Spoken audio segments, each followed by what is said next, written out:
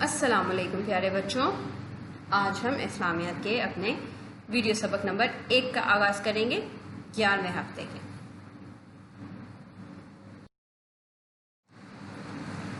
آج کے سبق میں ہم باب چہارم اخلاق و آداب سے میانہ روی کے متعلق پڑھیں گے، جو کہ آپ کی کتاب کے صفحہ نمبر 53 تا 55 پر موجود ہے۔ آج کے سبق کے لیے درکار وسائل ہیں میری آسان اسلامیات برائے جماعت ہفتم، کاپی اور قلم۔ جی، اس سبق کے اختتام پر ہم اس قابل ہو سکیں گے کہ میانہ روی کا معنی و مفہوم بیان کر سکیں گے، قرآن و حدیث کی روشنی میں میانہ روی کی اہمیت و فضیلت بیان کر سکیں گے۔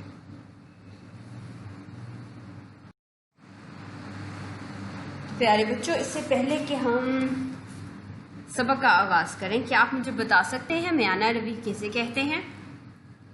اسلام میں فضول خرچی کے بارے میں کیا حکم ہے؟ اور کون کون سے کاموں میں میانہ روی ضروری ہے؟ جی، کیا آپ بتا سکتے ہیں میانہ روی کیا ہے؟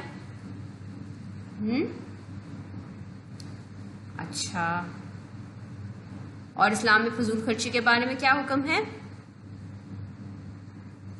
چلیں ایسا کرتے ہیں کہ ہم ان تمام سوالات کے جوابات آج اپنی کتابوں میں دیکھیں گے۔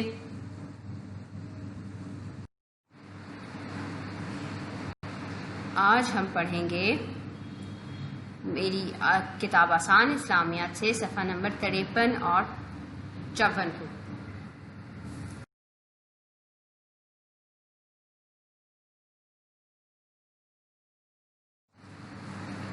جی تو بچوں، میں امید کرتی ہوں کہ آپ اب تک ان دونوں صفحات کا مطالعہ کر چکے ہوں گے۔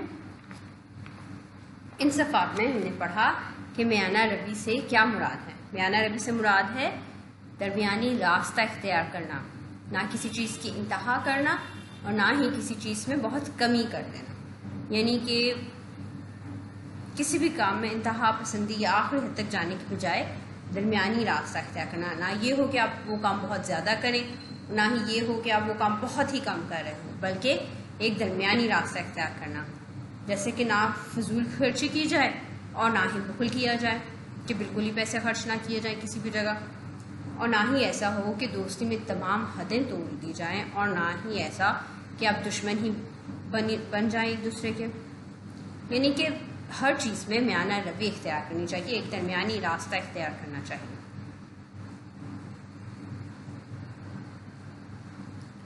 میانہ روی، اسلام نے میانہ روی کے متعلق بہت زیادہ تلقین کی ہے۔ اسلام کا مزاج ہی میانہ روی ہے۔ ہمیں ہر کام میں ہمیشہ درمیانی راستہ ہی اختیار کرنا چاہیے۔ اگر ہم راہ خدا میں خرچ کر رہے ہیں تو بھی درمیانی راستہ اختیار کریں، اعتدال میں رہیں، اعتدال کریں، درمیانی راستہ اختیار کریں، ہمیشہ اعتدال کی راہ اختیار کریں۔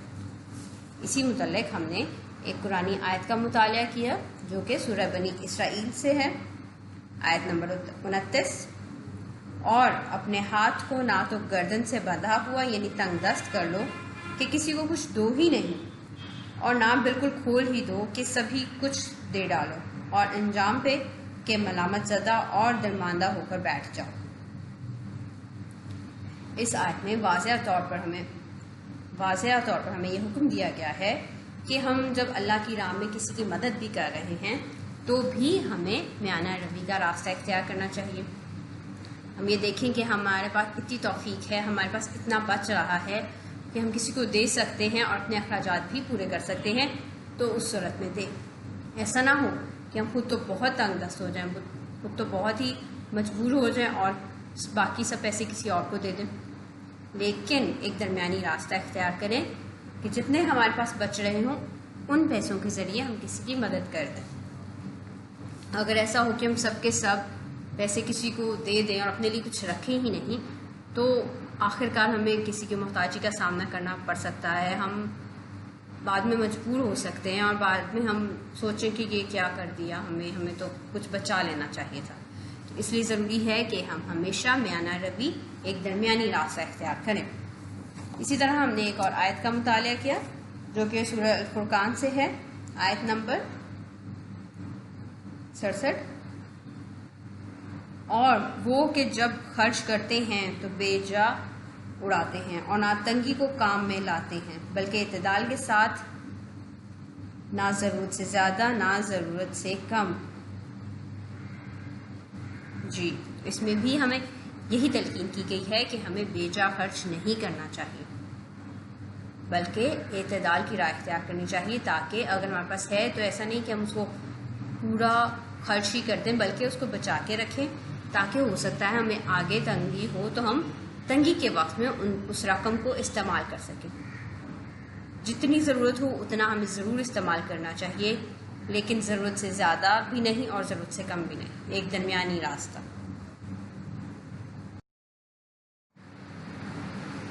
اسی طرح ہم نے مزید 2 آیات کا مطالعہ کیا، جس طرح سے سورہ بنی اسرائیل آیت نمبر 110 میں ہے کہ اور نماز نہ بلند آواز سے پڑھو اور نہ آہستہ، بلکہ اس کے بیچ کا طریقہ اختیار کرو۔ دیکھیں، اس میں ہمیں عبادت کے معاملے میں بھی یہی کہا جا رہا ہے کہ جب ہم عبادت بھی کریں تو ایک معتدل سا راستہ اختیار کریں۔ نماز پڑھ رہے ہیں تو یہ نہیں کہ اونچی اونچی آواز میں سب کو سنا رہے ہیں کہ میں نماز پڑھ رہا ہوں، اور نہ ہی اتنی دھیمی، بالکل بھی آہستہ نہیں، ہمیشہ ایک درمیانی راستہ۔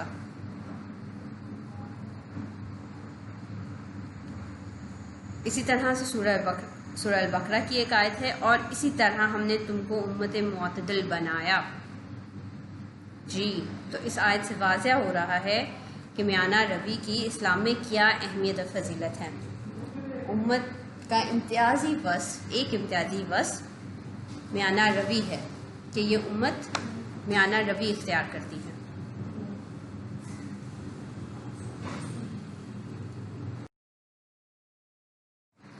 ہم نے چند قرآنی آیات کے ساتھ چند احادیث کا بھی اس سبق میں مطالعہ کیا، جس طرح سے حضور اکرم صلی اللہ علیہ وسلم نے ایک دفعہ فرمایا، دولت مندی میں بھی درمیانی راہ اختیار کتنی اچھی ہے، اور محتاجی میں بھی میانہ روی کتنی عمدہ چیز ہے، اور عبادت میں بھی اعتدال پسندی ہی کتنی اعلیٰ چیز ہے۔ اس حدیث سے واضح ہو رہا ہے کہ حضور پاک صلی اللہ علیہ وسلم نے میانہ روی کے متعلق کیا فرمایا، کس طرح سے ہمیں اپنی عبادت میں بھی میانہ روی اختیار کرنی چاہیے، اور کس طرح سے جب ہمارے پاس رقم ہو تب ہمیں میانہ روی اختیار کرنی چاہیے، اور محتاجی کے دنوں میں بھی وہی میانہ روی ہمارے لیے کتنی بہتر ثابت ہو سکتی ہے۔ اسلام ہمیں ہر کام میں میانہ روی کی تعلیم دیتا ہے۔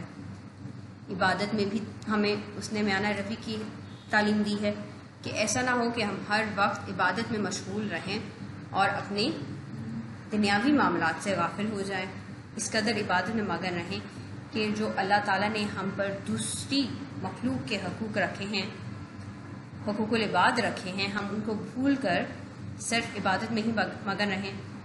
ایسی صورت بھی اللہ تعالیٰ کو پسند نہیں ہے، بلکہ ہمیں اللہ تعالیٰ کی بندگی کے ساتھ ساتھ اللہ تعالیٰ کے بندوں کے حقوق بھی ادا کرنے چاہیے اور ان کا پورا پورا خیال رکھنا چاہیے۔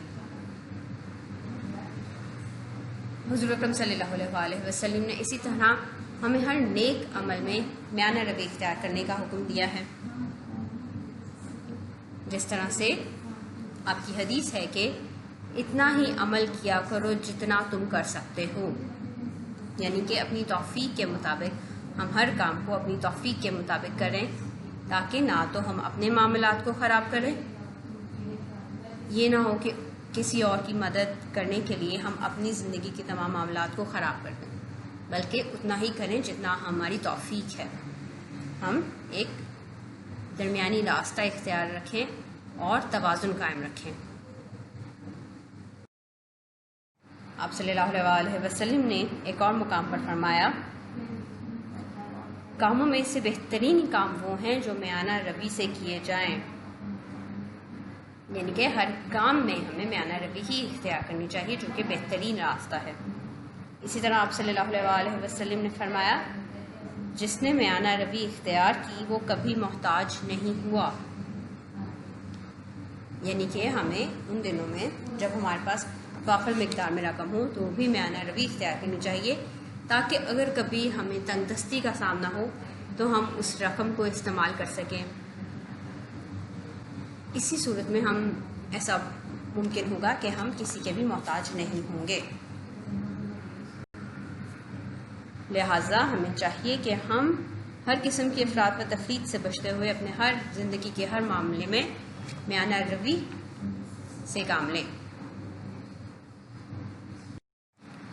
جی تو بچوں، ہم نے میانہ روی کے تمام سبق کا مطالعہ کیا۔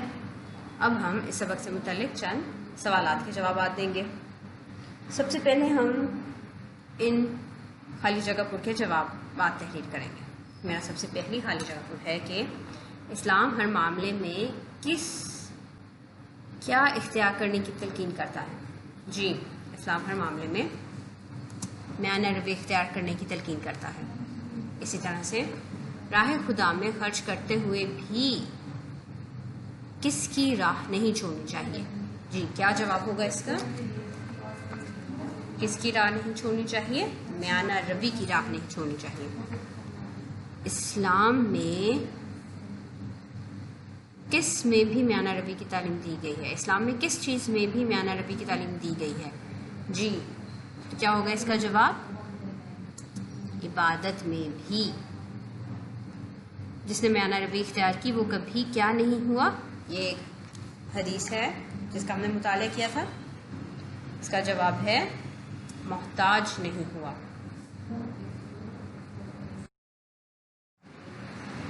اب یہ چند دو سوالات ہیں، ان دونوں سوالات کے جوابات آپ اپنی کاپیوں میں تحریر کریں گے ابھی۔